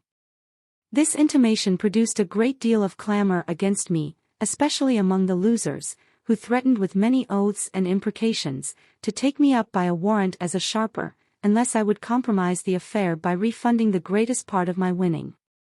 Though I was far from being easy under his accusation, I relied upon my innocence, threatened in my turn to prosecute the Jew, for defamation, and boldly offered to submit my cause to the examination of any justice in Westminster, but they knew themselves too well to put their characters on that issue, and finding that I was not to be intimidated into any concession, dropped their plea, and made way for me to withdraw. I would not, however, stir from the table until the Israelite had retracted what he had said to my disadvantage, and asked pardon before the whole assembly. As I marched out with my prize, I happened to tread on the toes of a tall raw-boned fellow, with a hooked nose, fierce eyes, black thick eyebrows, a pigtail wig of the same color, and a formidable hat pulled over his forehead, who stood gnawing his fingers in the crowd, and he sooner felt the application of my shoe heel, than he roared out in a tremendous voice, "Blood and wounds! You son of a whore, what's that for?" I asked pardon with a great deal of submission, and protested I had no intention of hurting him, but the more I humbled myself the more he stormed, and insisted on gentlemanly satisfaction, at the same time provoking me with scandalous names that I could not put up with, so that I gave loose to my passion, returned his Billingsgate, and challenged him down to the piazzas. His indignation cooling as mine warmed, he refused my invitation, saying he would choose his own time, and returned towards the table muttering threats, which I neither dreaded nor distinctly heard, but, descending with great deliberation, received my sword from the doorkeeper, whom I gratified with a guinea, according to the custom of the place, and went home in a rapture of joy. My faithful valet, who had sat up all night in the utmost uneasiness on my account, let me in with his face beslubbered with tears, and followed me to my chamber, where he stood silent like a condemned criminal, in expectation of hearing that every shilling was spent. I guessed the situation of his thoughts, and, assuming a sullen look, bade him fetch me some water to wash. He replied, without lifting his eyes from the ground, "In my simple conjecture, you have more occasion for rest, not having, I suppose, slept these 24 hours. Bring me some water," said I, in a peremptory tone, upon which he sneaked away shrugging his shoulders. Before he returned, I had spread my whole stock on the table in the most ostentatious manner, so that, when it first saluted his view, he stood like one entranced, and, having rubbed his eyes more than once, to assure himself of his being awake, broke out into, "Lord have mercy upon us, what a vast treasure is here." "'Tis all our own, Strap," said I, "take what is necessary, and redeem the sword immediately." He advanced towards the table, stopped short by the way, looked at the money and me by turns, and with a wildness in his countenance, produced from joy checked by distrust, cried, "I dare say it is honestly come by." To remove his scruples, I made him acquainted with the whole story of my success, which, when he heard, he danced about the room in an ecstasy, crying, "God be praised, a white stone, God be praised, a white stone." So that I was afraid the change of fortune had disordered his intellects, and that he was run mad with joy. Extremely concerned at this event, I attempted to reason him out of his frenzy, but to no purpose, for without regarding what I said, he continued to frisk up and down, and repeat his rhapsody, of "God be praised, a white stone." At last, I rose in the utmost consternation, and, laying violent hands upon him, put a stop to his extravagance by fixing him down to a settee that was in the room. This constraint banished his delirium. He started as if just awoke, and terrified at my behavior, cried, "What is the matter?" When he learned the cause of my apprehension, he was ashamed of his transports, and told me, that in mentioning the white stone, he alluded to the dies fasti of the Romans, albo lapide notati. Having no inclination to sleep, I secured my cash, dressed, and was just going abroad, when the servant of the house told me, there was a gentlewoman at the door who wanted to speak with me. Surprised at this information, I made Strap show her up, and in less than a minute, saw a young woman of a shabby decayed appearance enter my room. After half a dozen curtsies, she began to sob, and told me her name was Gawky, upon which information I immediately recollected the features of Miss Lavement, who had been the first occasion of my misfortunes. Though I had all the reason in the world to resent her treacherous behavior to me, I was moved at her distress, and professing my sorrow at seeing her so reduced desired her to sit, and inquired into the particulars of her situation. She fell upon her knees and implored my forgiveness for the injuries she had done me, protesting before God, that she was forced, against her inclination, into that hellish conspiracy which had almost deprived me of my life, by the entreaties of her husband, who, having been afterwards renounced by his father on account of his marriage with her, and unable to support a family on his pay, left his wife at her father's house, and went with the regiment to Germany, where he was broke for misbehavior at the Battle of Dettingen, since which time she had heard no tidings of him. She then gave me to understand, with many symptoms of penitence, that it was her misfortune to bear a child 4 months after marriage, by which event her parents were so incensed, that she was turned out of doors with the infant, that died soon after, and had hitherto subsisted in a miserable indigent manner, on the extorted charity of a few friends, who were now quite tired of giving, that, not knowing where or how to support herself one day longer, she had fled for succor even to me, who, of all mankind, had the least cause to assist her, relying upon the generosity of my disposition, which, she hoped, would be pleased with this opportunity of avenging itself in the noblest manner on the wretch who had wronged me. I was very much affected with her discourse and, having no cause to suspect the sincerity of her repentance, raised her up, freely pardoned all she had done against me, and promised to befriend her as much as lay in my power. Since my last arrival in London, I had made no advances to the apothecary, imagining it would be impossible for me to make my innocence appear, so unhappily was my accusation circumstanced. Strap indeed had labored to justify me to the schoolmaster, but, far from succeeding in his attempt, Mr. Concordance dropped all correspondence with him, because he refused to quit his connection with me. Things being in this situation, I thought a fairer opportunity of vindicating my character could not offer than that which now presented itself. I therefore stipulated with Mrs. Gawky, that before I would yield her the least assistance, she should do me the justice to clear my reputation by explaining upon oath before a magistrate the whole of the conspiracy, as it had been executed against me. When she had given me this satisfaction, I presented her with 5 guineas, a sum so much above her expectation, that she could scarce believe the evidence of her senses, and was ready to worship me for my benevolence. The declaration, signed with her own hand, I sent to her father, who, upon recollecting and comparing the circumstances of my charge, was convinced of my integrity, and waited on me next day, in company with his friend the schoolmaster, to whom he had communicated my vindication. After mutual salutation, Monsieur Lavement began a long apology for the unjust treatment I had received, but I saved him a good deal of breath by interrupting his harangue, and assuring him that, far from entertaining a resentment against him, I thought myself obliged to his lenity, which allowed me to escape, after such strong assumptions of guilt appeared against me. Mr. Concordance, thinking it now his turn to speak, observed that Mr. Random had too much candour and sagacity to be disobliged at their conduct, which, all things considered, could not have been otherwise with any honesty of intention. Indeed, said he, if the plot had been unravelled to us by any supernatural intelligence, if it had been whispered by a genius, communicated by dream, or revealed by an angel from on high, we should have been to blame in crediting ocular demonstration, but as we were left in the midst of mortality, it cannot be expected we should be incapable of imposition. I must assure you, Mr. Random, no man on earth is more pleased than I am at this triumph of your character, and, as the news of your misfortune panged me to the very entrails, this manifestation of your innocence makes my midriff quiver with joy.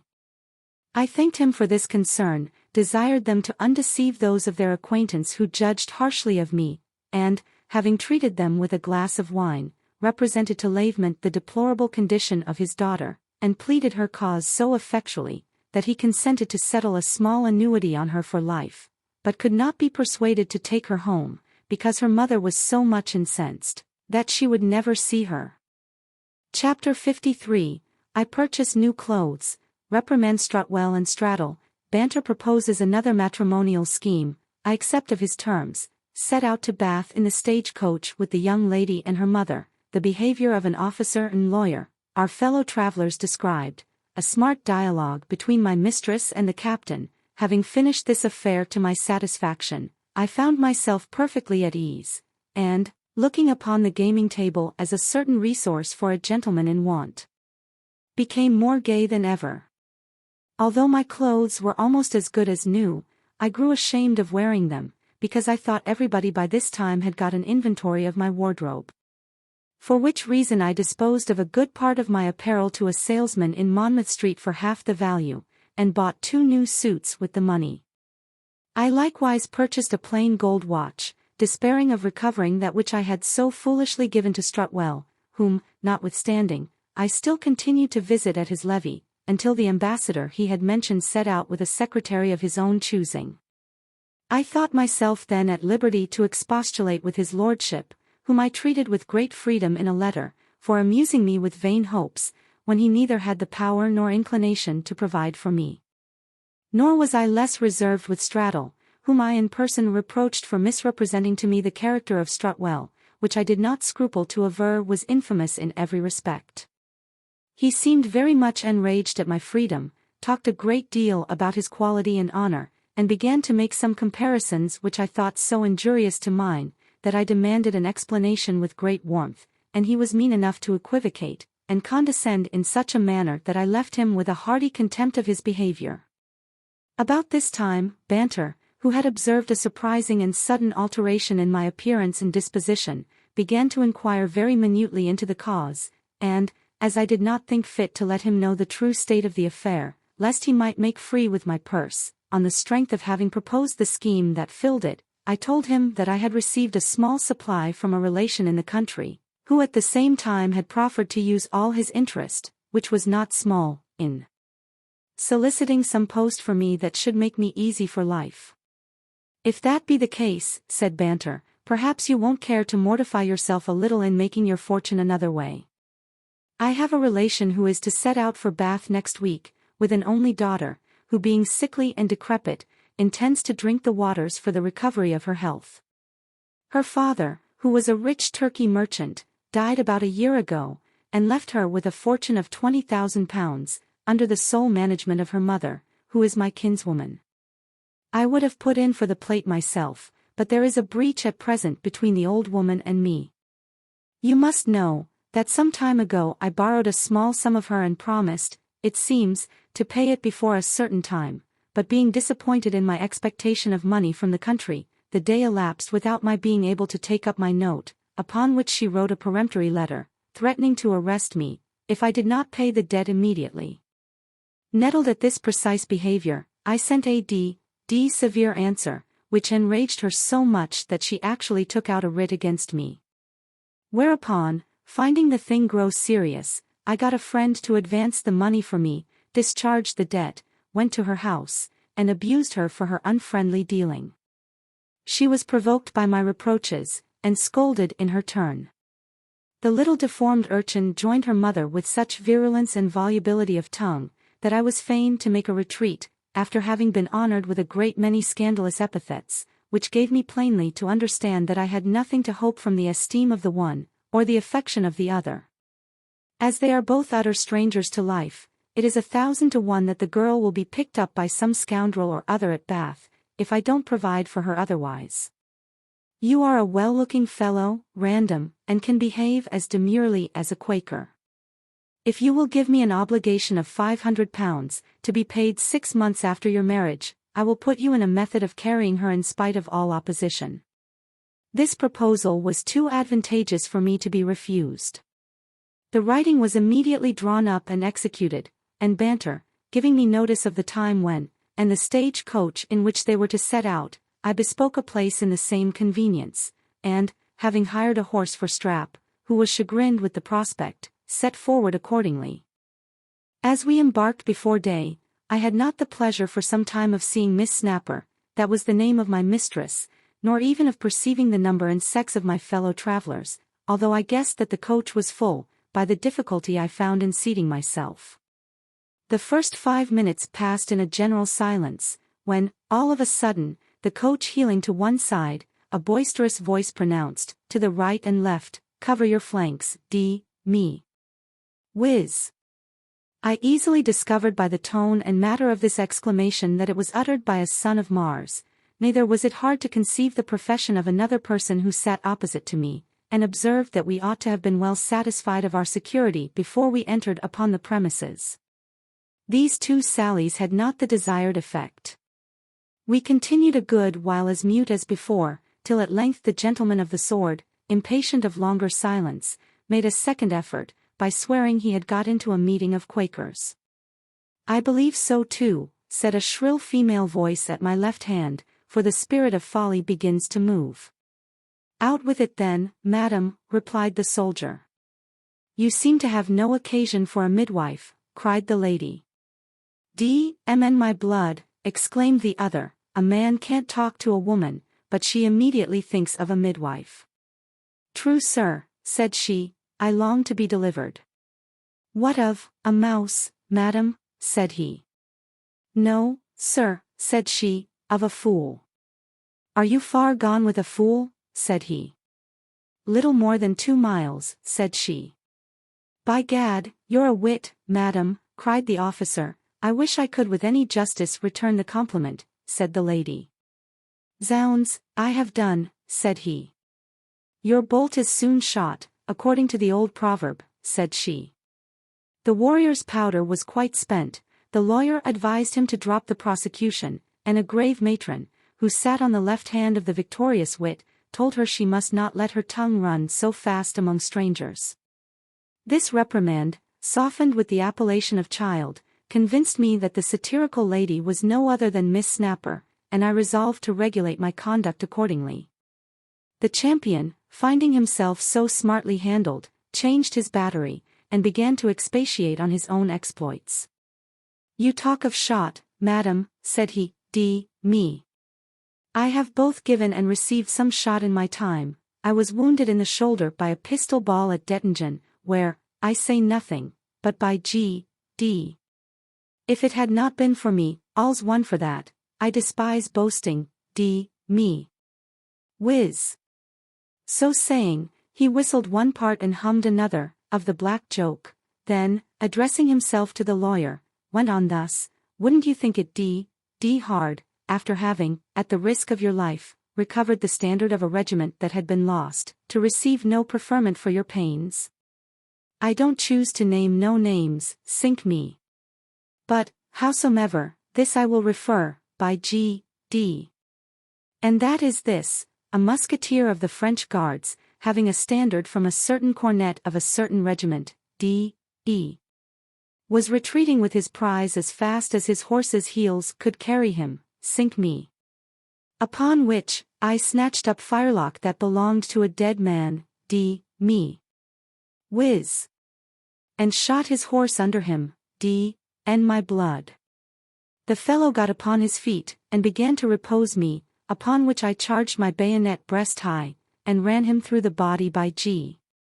One of his comrades, coming to his assistance, shot me in the shoulder, as I told you before, and another gave me a contusion on the head with the butt end of his carbine, but, me, that did not signify. I killed one, put the other to flight, and taking up the standard, carried it off very deliberately. But the best joke of all was the son of ch of a cornet, who had surrendered it in a cowardly manner, seeing it in my possession, demanded it from me in the front of the line. And my blood, says he, where did you find my standard, says he. And my blood, said I, where, said I, did you lose it, said I. That's nothing to you, says he, 'tis my standard, says he, and by G, I'll have it, says he.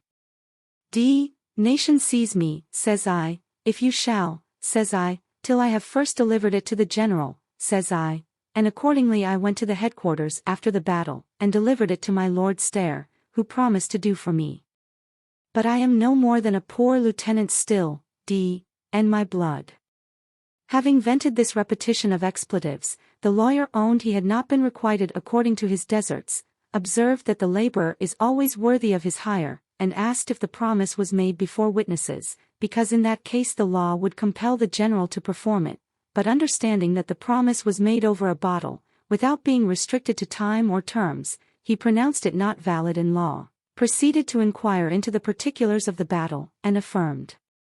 that, although the English had drawn themselves into premunire at first, the French managed their cause so lamely in the course of the dispute, that they would have been utterly non-suited, had they not obtained a noli prosca. In spite of these enlivening touches, the conversation was like to suffer another long interruption, when the lieutenant, unwilling to conceal any of his accomplishments that could be displayed in his present situation, offered to regale the company with a song, and, interpreting our silence into a desire of hearing, began to warble a fashionable air, the first stanza of which he pronounced thus: Would you task the moontide hair to yon flagrant beau repair, where waving with the poplin vow, the bantling fine will shelter you, etc. The sense of the rest he perverted as he went on with such surprising facility that I could not help thinking he had been at some pains to burlesque the performance. Miss Snapper ascribed it to the true cause, namely ignorance, and, when he asked her how she relished his music, answered that, in her opinion, the music and the words were much of a piece. Oh, and my blood, said he, I take that as a high compliment, for everybody allows the words are able fine. They may be so, replied the lady, for aught I know, but they are above my comprehension. I an't obliged to find you comprehension, madam, curse me, cried he. No, nor to speak sense neither, said she. And my heart, said he, I'll speak what I please. Here the lawyer interposed, by telling him, there were some things he must not speak, and upon being defied to give an instance, mentioned treason and defamation. As for the king, cried the soldier, God bless him, I eat his bread, and have lost blood in his cause, therefore I have nothing to say to him, but, by G, I dare say anything to any other man. No, said the lawyer, you dare not call me rogue. Me, for what? Said the other. Because, replied the counsellor, I should have it good action against you, and recover. Well, cried the officer, if I dare not call you rogue, I dare think you one, me. This stroke of wit he accompanied with a loud laugh of self-approbation, which unluckily did not affect the audience, but effectually silenced his antagonist, who did not open his mouth for the space of an hour, except to clear his pipe with 3 hems, which however, produced nothing. Chapter 54, Day Breaking. I have the pleasure of viewing the person of Miss Snapper, whom I had not seen before. the soldier is witty upon me, is offended, talks much of his valor, is reprimanded by a grave gentlewoman, we are alarmed by the cry of highwaymen, I get out of the coach, and stand in my own defense, they ride off without having attacked us, I pursue them, one of them is thrown from his horse and taken, I return to the coach, am complimented by Miss Snapper, the captain's behavior on this occasion, the prude reproaches me in a soliloquy, I upbraid her in the same manner, the behavior of Miss Snapper, at breakfast, disobliges me, the lawyer is witty upon the officer, who threatens him, in the meantime, the day breaking in upon us, discovered to one another the faces of their fellow travellers, and I had the good fortune to find my mistress not quite so deformed nor disagreeable as she had been represented to me.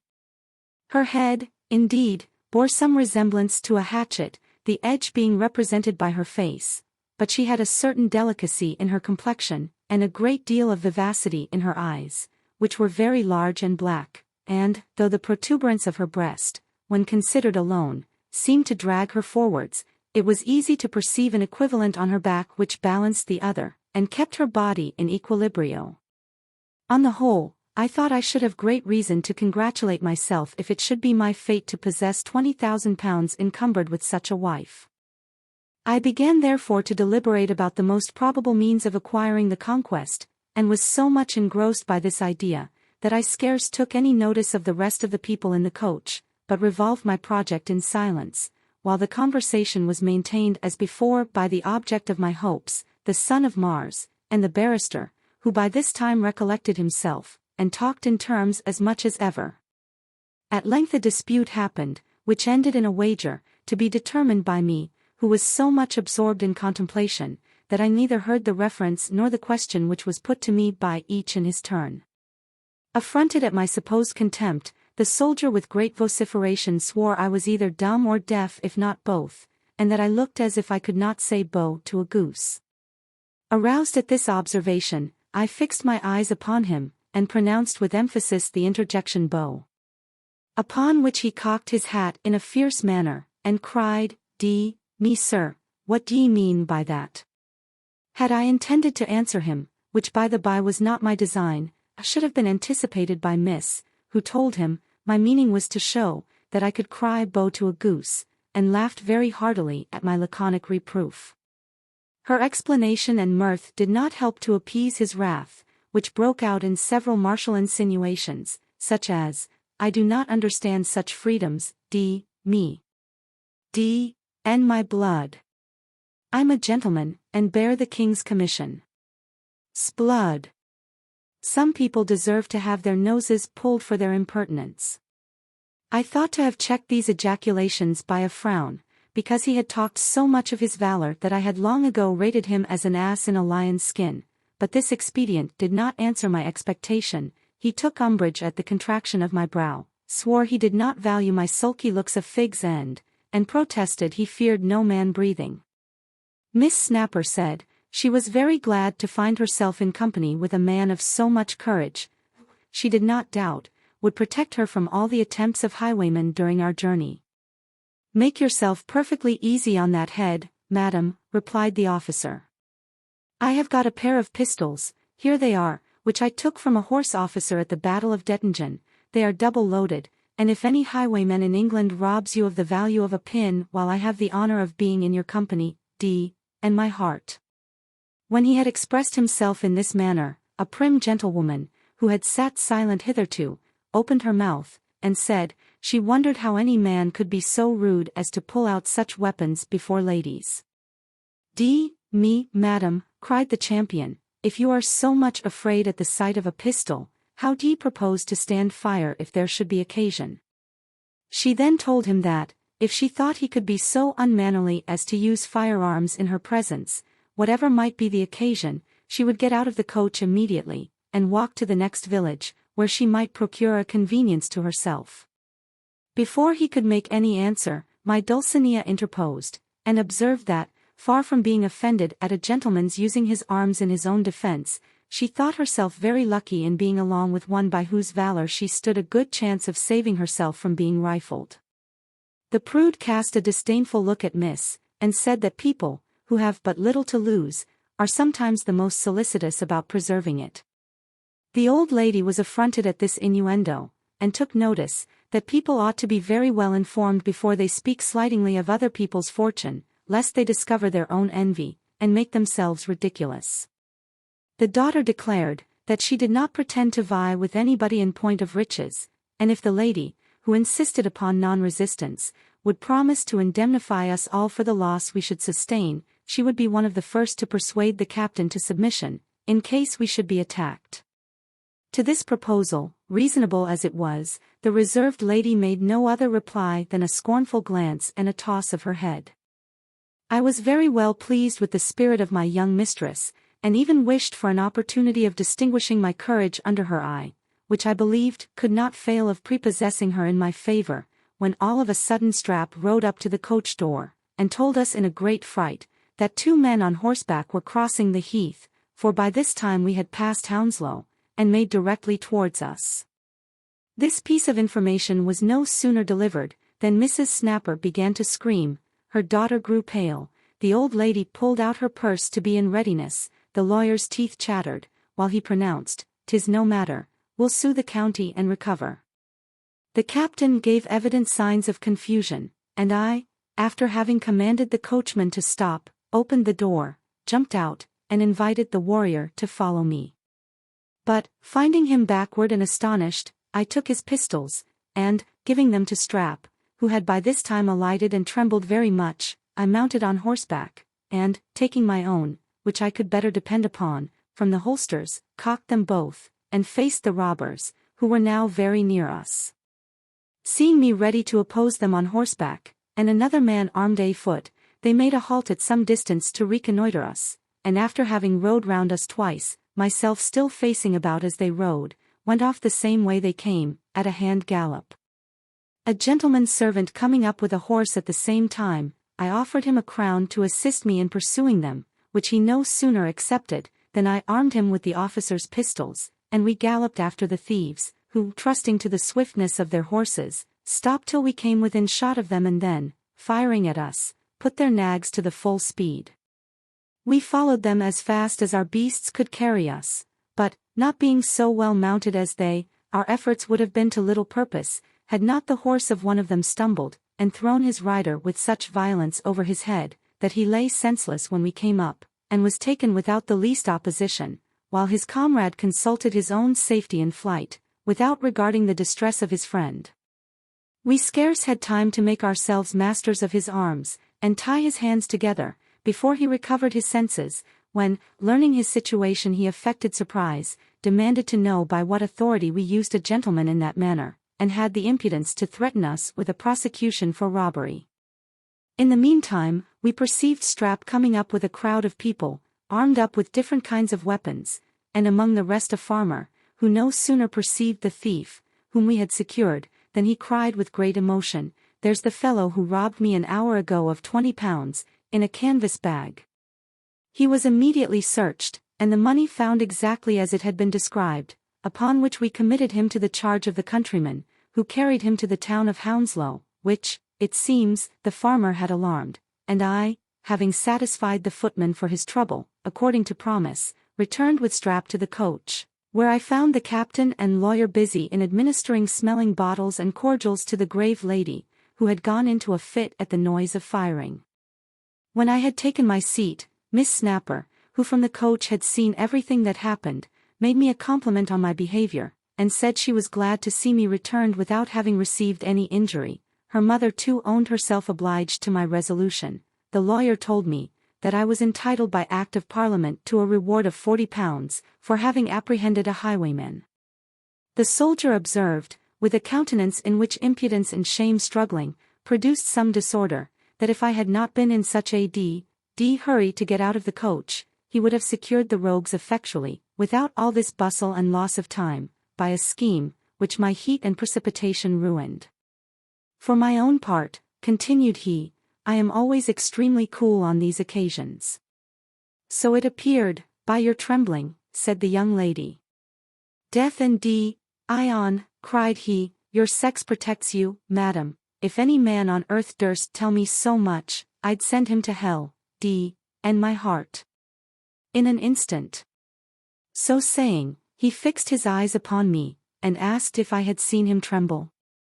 I answered without hesitation, "Yes." "Me, sir," said he, "d'ye doubt my courage?" I replied, "Very much." This declaration quite disconcerted him. He looked blank, and pronounced with a faltering voice, "Oh. It's very well, and my blood. I shall find a time." I signified my contempt of him, by thrusting my tongue in my cheek, which humbled him so much, that he scarce swore another oath aloud during the whole journey. The precise lady, having recruited her spirits by the help of some strong waters, began a soliloquy, in which she wondered that any man, who pretended to maintain the character of a gentleman, could, for the sake of a little paltry coin, throw persons of honor into such quandaries as might endanger their lives, and professed her surprise that women were not ashamed to commend such brutality. At the same time vowing that for the future she would never set foot in a stage coach, if a private convenience could be had for love or money. Nettled at her remarks, I took the same method of conveying my sentiments, and wondered in my turn, that any woman of common sense should be so unreasonable as to expect that people, who had neither acquaintance nor connection with her, would tamely allow themselves to be robbed and maltreated, merely to indulge her capricious humor. I likewise confessed my astonishment at her insolence and ingratitude in taxing a person with brutality, who deserved her approbation and acknowledgment, and vowed that, if ever she should be assaulted again, I would leave her to the mercy of the spoiler, that she might know the value of my protection. This person of honor did not think fit to carry on the altercation any further, but seemed to chew the cud of her resentment with the crestfallen captain, while I entered into discourse with my charmer, who was the more pleased with my conversation, as she had conceived a very indifferent opinion of my intellects from my former silence. I should have had cause to be equally satisfied with the sprightliness of her genius, could she have curbed her imagination with judgment, but she labored under such a profusion of talk, that I dreaded her unruly tongue, and felt by anticipation the horrors of an eternal clack. However, when I considered, on the other hand, the joys attending the possession of £20,000, I forgot her imperfections, seized occasion by the forelock, and tried to insinuate myself into her affection. The careful mother kept a strict watch over her, and though she could not help behaving civilly to me, took frequent opportunities of discouraging our communication, by reprimanding her for being so free with strangers, and telling her she must learn to speak less and think more. Abridged of the use of speech, we conversed with our eyes, and I found the young lady very eloquent in this kind of discourse. In short, I had reason to believe that she was sick of the old gentlewoman's tuition, and that I should find it no difficult matter to supersede her authority. When we arrived at the place where we were to breakfast, I alighted, and helped my mistress out of the coach, as well as her mother, who called for a private room to which they withdrew in order to eat by themselves. As they retired together, I perceived that Miss had got more twists from nature than I had before observed, for she was bent sideways into the figure of an S, so that her progression very much resembled that of a crab. The prude also chose the captain for her messmate, and ordered breakfast for two only, to be brought into another separate room, while the lawyer and I, deserted by the rest of the company, were fain to put up with each other. I was a good deal chagrined at the stately reserve of Mrs. Snapper, who, I thought, did not use me with all the complaisance I deserved, and my companion declared that he had been a traveler for 20 years, and never knew the stage-coach rules so much infringed before. As for the honorable gentlewoman, I could not conceive the meaning of her attachment to the lieutenant, and asked the lawyer if he knew for which of the soldier's virtues she admired him. The counsellor facetiously replied, "I suppose the lady knows him to be an able conveyancer, and wants him to make a settlement in tail." I could not help laughing at the archness of the barrister, who entertained me during breakfast with a great deal of wit of the same kind, at the expense of our fellow travellers, and among other things said, he was sorry to find the young lady saddled with such encumbrances. When we had made an end of our repast, and paid our reckoning, we went into the coach, took our places, and bribed the driver with 6 pence to revenge us on the rest of his fare, by hurrying them away in the midst of their meal. This task he performed to our satisfaction, after he had disturbed their enjoyment with his importunate clamor. The mother and daughter obeyed the summons first, and, coming to the coach door, were obliged to desire the coachman's assistance to get in, because the lawyer and I had agreed to show our resentment by our neglect. They were no sooner seated, than the captain appeared, as much heated as if he had been pursued a dozen miles by an enemy, and immediately after him came the lady, not without some marks of disorder.